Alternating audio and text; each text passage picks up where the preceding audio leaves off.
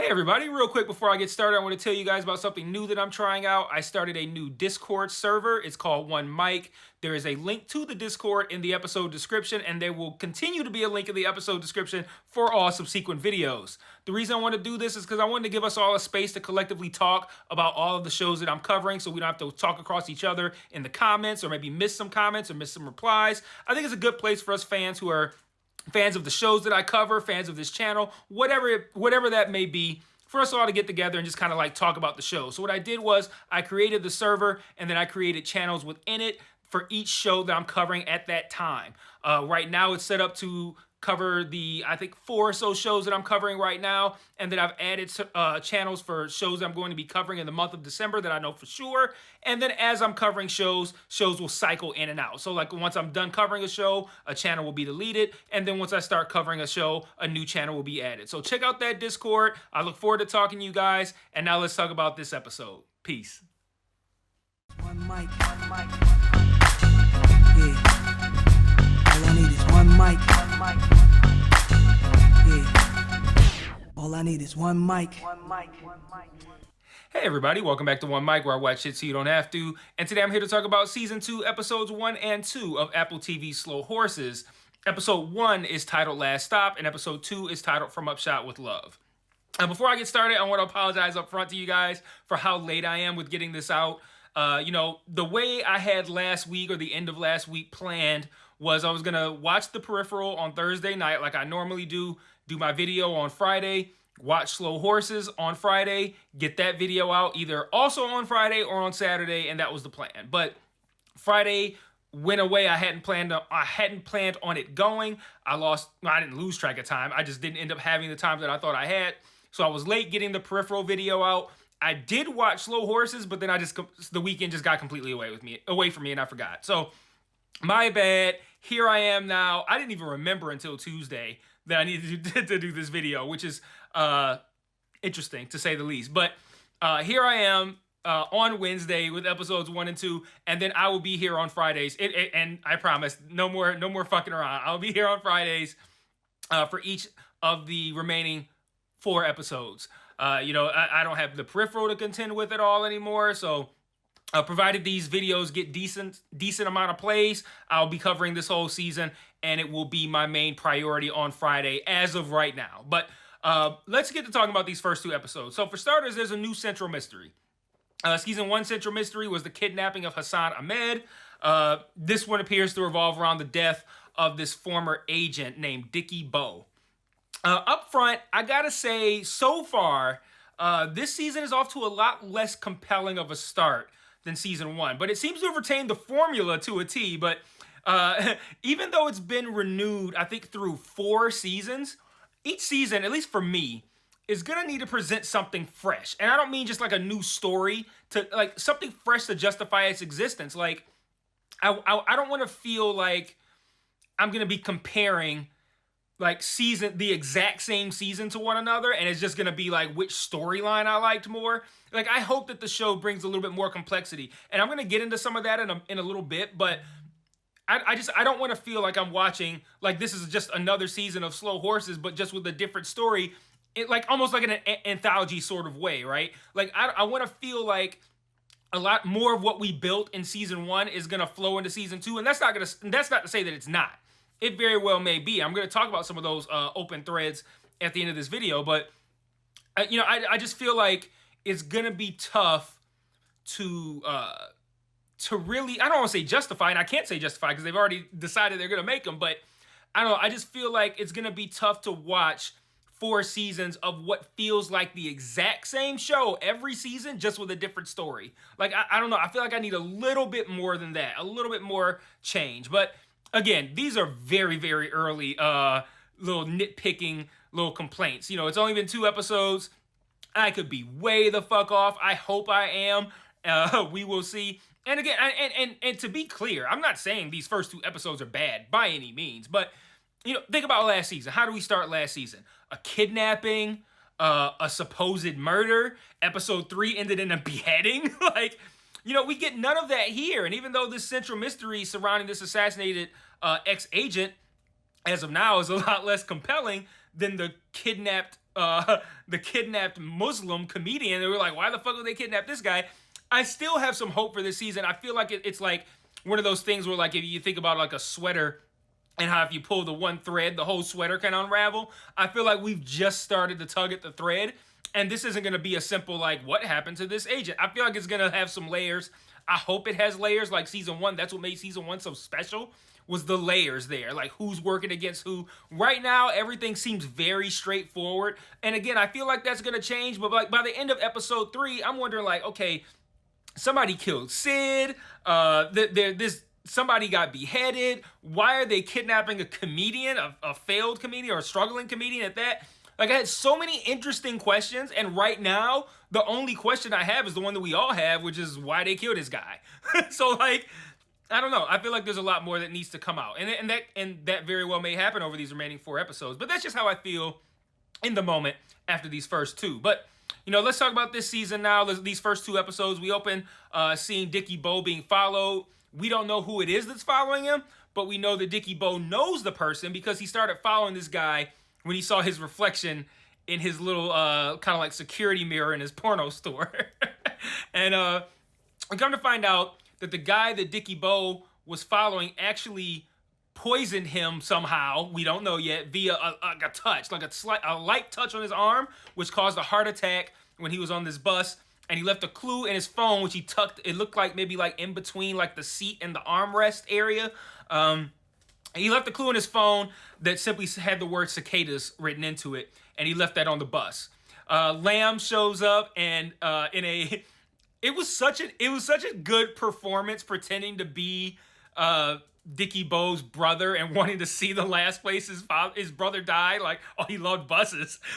Like, it was such a good scene, but it was also funny because for a minute, I mean, we don't know at this point who this guy is. And I'm like, wait, is this Lamb's brother? Like, it wasn't until he started getting into it, I'm like, oh, he's fucking with this guy, and he just wants to search this scene without this guy knowing that has no affiliation with this guy. Well, no affiliation that should allow him on the bus whatsoever. But Lamb finds the phone, he recognizes the word, and this seems to open up a can of worms surrounding the existence of a guy named Popoff, or the existence or the lack thereof. That's up for debate so far. As well as this group of his called the Cicadas, and they're named as such because they're like this sleeper cell of agents who go dormant just like cicadas do, and they go dormant until they are essentially called upon and needed. So for whatever reason, maybe these cicadas were called upon. This Dickie Bowe guy was the first step of what I would assume is several steps, and we will see where that goes. So a lot to unravel in these next 4 episodes. But River tells all of this to his father, the High Sparrow, Jonathan Pryce from Game of Thrones. And this was very interesting scene to me, and I'm curious if anybody watches this, since I'm getting it out so late. I'm curious what you thought of this scene, because I felt like his father went to great lengths to talk down the importance of this Popoff guy and these cicadas. Like, I felt like he was really going out of his way to be like, it's nothing, don't worry about it. And River seemed to, toward the end of this conversation, catch on that, like, okay, my dad's bullshitting me.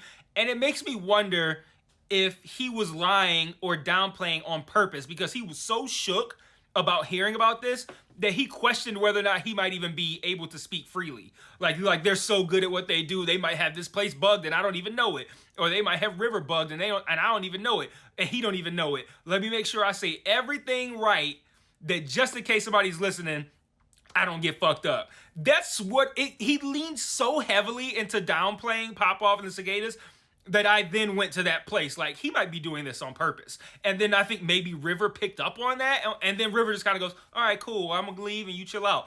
So I'm like, I don't know if I buy it, but I like the fact that I don't know. And so I thought that was a really good scene. So River then lays out everything he knows to Lamb, including correctly predicting that Dickie's phone would have the word cicadas in it. And I think it's pretty clear that River is gaining Lamb's respect.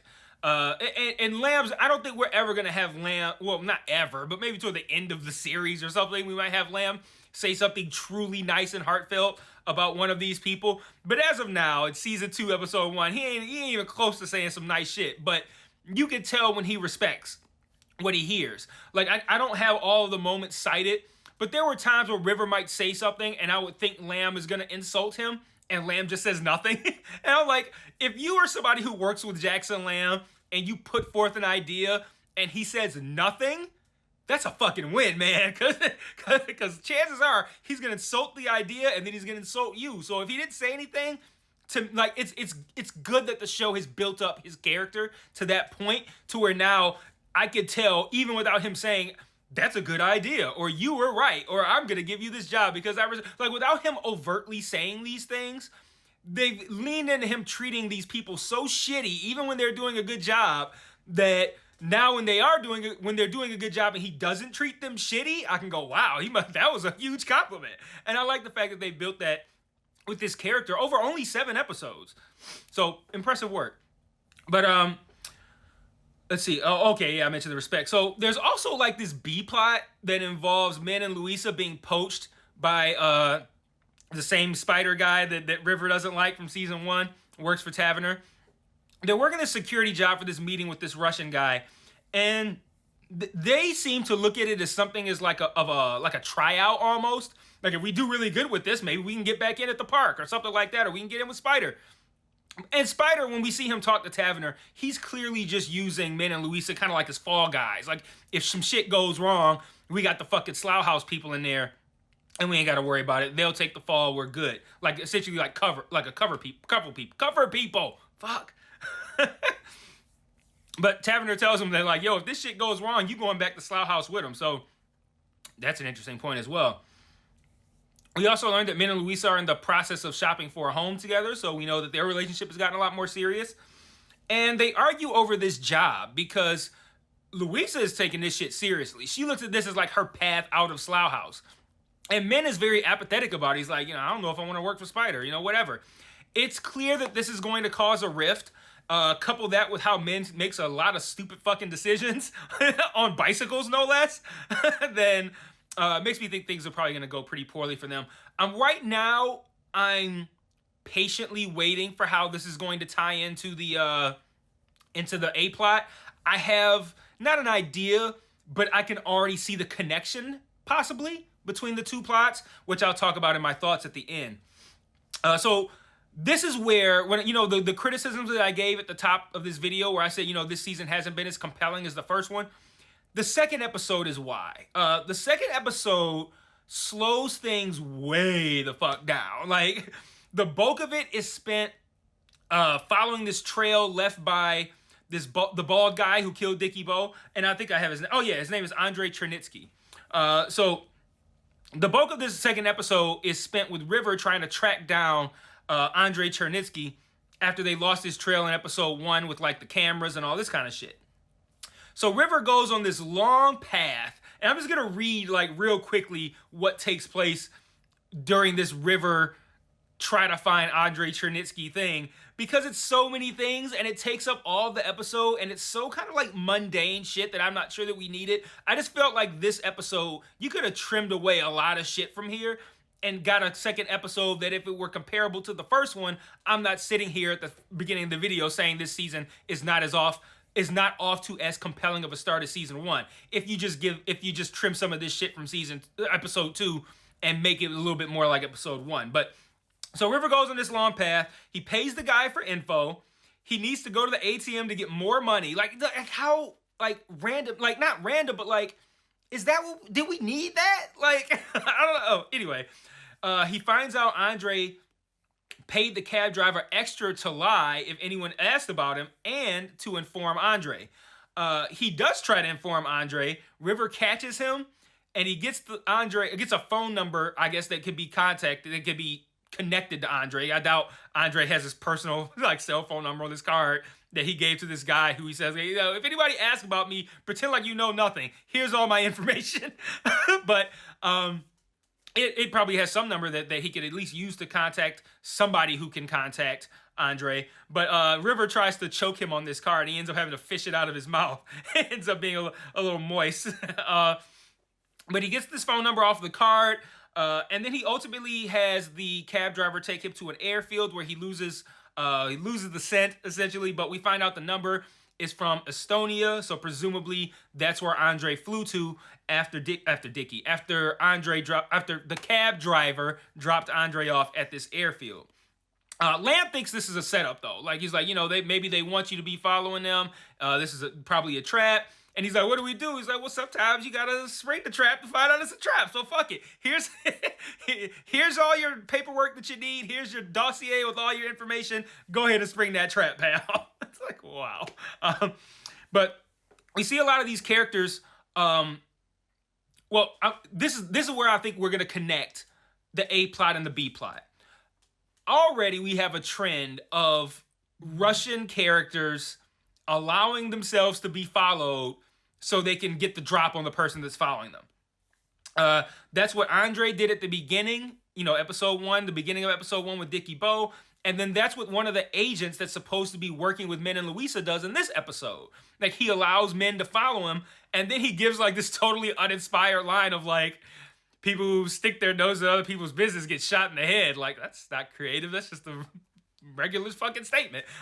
But another thing I thought was interesting, too, about this moment is River starts walking around this airfield, and the cab driver drives away. And it reminded me, he has to, like, walk to wherever Lamb decides to pick him up from. And I wonder now if, like, abandonment / long walk is going to be, like, a seasonally gag. Like, we're going to see that every season.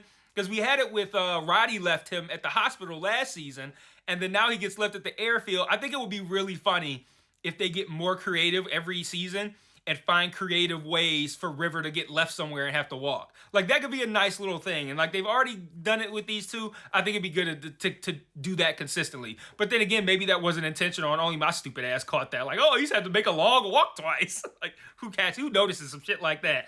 But, the other story we spend time with in episode 2 is Lamb tracking down this ex-KGB guy that had flipped before and finds out this guy supposedly saw Popov in real life and saw him talking to Andrei Chernitsky. So that's pretty big information because he came back with this information before. He said something like they essentially like waterboard him with whiskey, kind of. And then he came back smelling like whiskey, and I guess nobody believed him, which is like such a ridiculous, like that's straight, like they did that on The Simpsons. Like that's a kind of crazy way to not believe somebody. Like, oh, why would I believe you? You're drunk. Like what is this, Bugs Bunny? Like, like I'm not gonna not believe somebody just because they're drunk. I'm gonna listen to what they say with a grain of salt, but I'm gonna take it with a grain of salt. But I'm not gonna be like, oh, you're drunk. I'm gonna dismiss this. But that's what happened to this guy. And but now we have. At least in his mind, Lamb has confirmation of Popov and the cicadas. So he takes all this information to Taverner to essentially ask for funding to follow up on all this, and she agrees, and like I said, Lamb gives the assignment to River. So I want to wrap up with a couple of quick thoughts, and then, like I said, Fridays I'm going to be dropping videos for each episode each week, and we're going to be diving in a little bit deeper. But we're, again, wrapping up with a couple thoughts. We have 2 new people, Shirley, who... she was Esme on Peaky Blinders. And then a black guy named Marcus, who we see in episode 1. I don't think we see it all in episode 2, so I'm not really sure if he's a new guy or not. And maybe he was in episode 2, but I don't remember seeing him. He only got a couple of lines in episode 1, whereas Shirley got a lot to do, including a really great scene where she's supposed to be picking up, I think it was like data from security cameras from like the security warehouse, and she needed Roddy to cut the power to it. And as security is getting closer and closer, Roddy's like fucking around and like waiting to cut the power off. Very, very Roddy-esque move, but he's such an asshole, but it's funny. But yeah, so we see Shirley quite a bit. We see Marcus not at all. No farts from Jackson Lamb in either episode is a win to me. I hate the fucking farting. And it's not because it's farting, it's because it's like, if it happens once, I'm going to roll my eyes and be like, oh, that's a juvenile joke, but whatever. If he's farting every fucking episode, man, I'll be like, all right, like, farts are not that funny to anyone older than 12. And then, like, it's just, like, I don't, like, every time, like, come on. But no farts in episodes 1 or 2, so I'm happy about that. And then I do want to quickly address a couple of the unaddressed plot threads from season 1 that I think are important enough that we need to see something about these in season 2. And I would wager that we heard nothing of either of these in episodes 1 and 2 because they want us to forget about it. So that way, when they spring some information on it in one of these upcoming 4 episodes, we'll be like, oh shit. So the 2 things are Sid still being alive. Sid, who She was shot in the head, I think, the end of episode 2. And then we see Sid, not we see Sid, but I think Roddy, I think it is, tells River like there's no like her, basically her existence has been wiped off off of the internet, and he says that he thinks that's a clue that she might not be dead. So like I'm certain Sid is still alive. So it's only a matter of how long before they spring that on us. Sid, by the way, she wasn't who she was. She wasn't then who she is now. But I believe Sid was played by Olivia Cook, who plays, oh my goodness, House of the Dragon, Hightower, Alicent. There we go, Alicent Hightower on House of the Dragon. And then the other one is Lamb having killed him and Standish's former colleague and boss, Charles' partner. Like there was a whole thread, like a plot thread in season 1, like what happened with this, and then Lamb tells Standish that he killed himself, but but Lamb provided the gun. But then we see that Lamb actually did the murder. Whole lot that needs to come from that. So there's still some stuff that to come to light for sure. So enjoyable first 2 episodes. I will be back for all 4 remaining episodes. Provided that these videos don't perform terribly, I'll be back for all 4 episodes. So I see you guys in 2 days. Peace.